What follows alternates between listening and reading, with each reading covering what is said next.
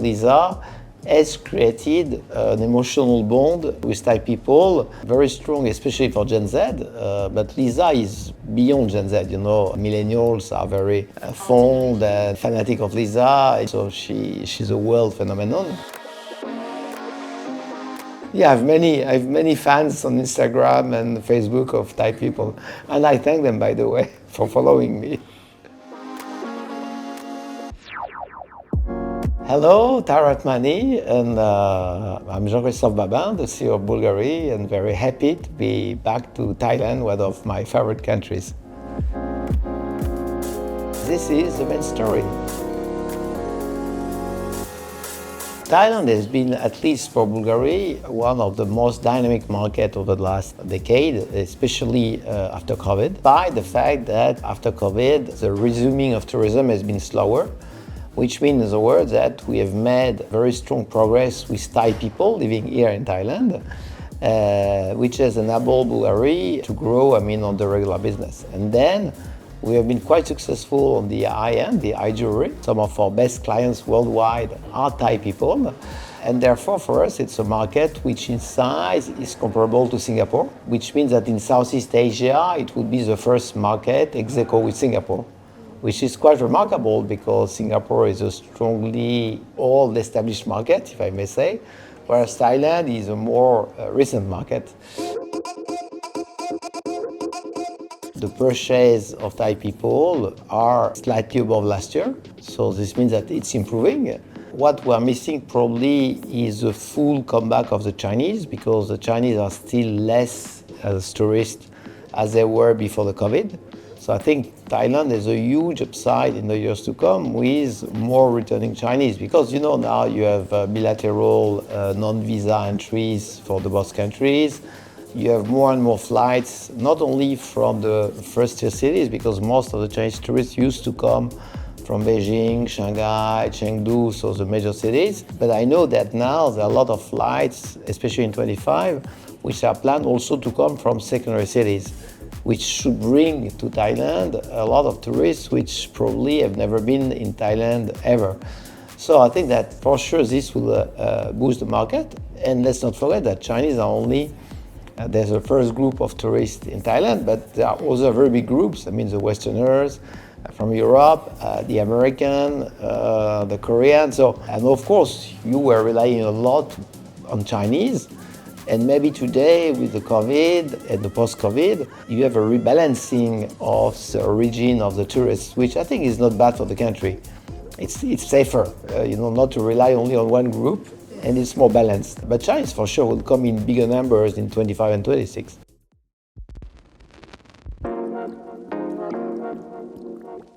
So it's not only about Bangkok. Bangkok will ever be the epicenter of luxury, but also it's about other destinations where Thai and tourists like to go.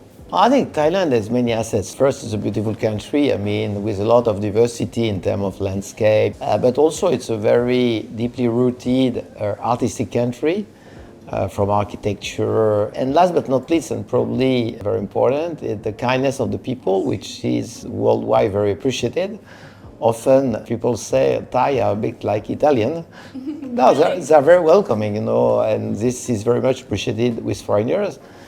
Well, I think the Thai people first, living therefore in the country, are more and more prone to luxury, especially watch and jewelry, which is the core of Bulgari. Also accessories, bags, fragrances. But I said that they are really attracted by our jewelry. We see that, and of course, since we have been partnering with Lisa, this has accelerated because Lisa has created a stronger bond between Bulgari and the Thai people, because the Thai people, they like the idea that one of our global stars is a Thai lady.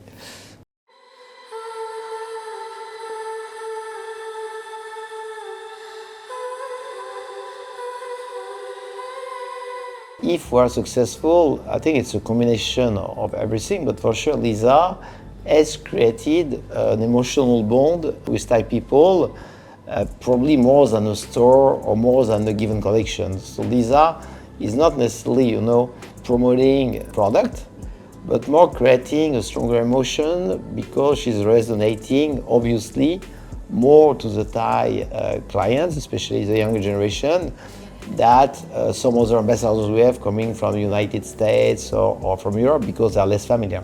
Well, for sure, it was very strong, especially for Gen Z, but Lisa is beyond Gen Z, you know.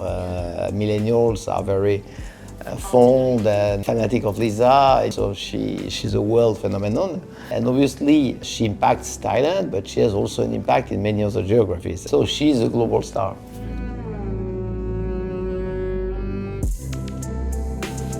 She genuinely likes our craftsmanship, our creativity, and therefore she wears it in a very natural, spontaneous way.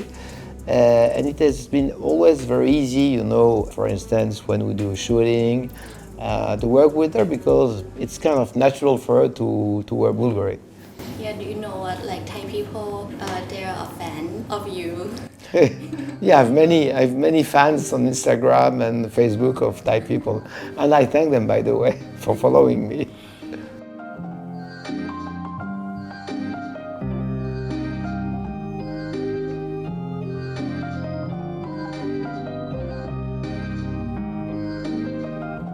Well, tonight for Bulgari is a very special evening because we celebrate, on the one hand, a great friendship, the friendship and partnership between Bulgari and Lisa, which has been an enduring success over the years.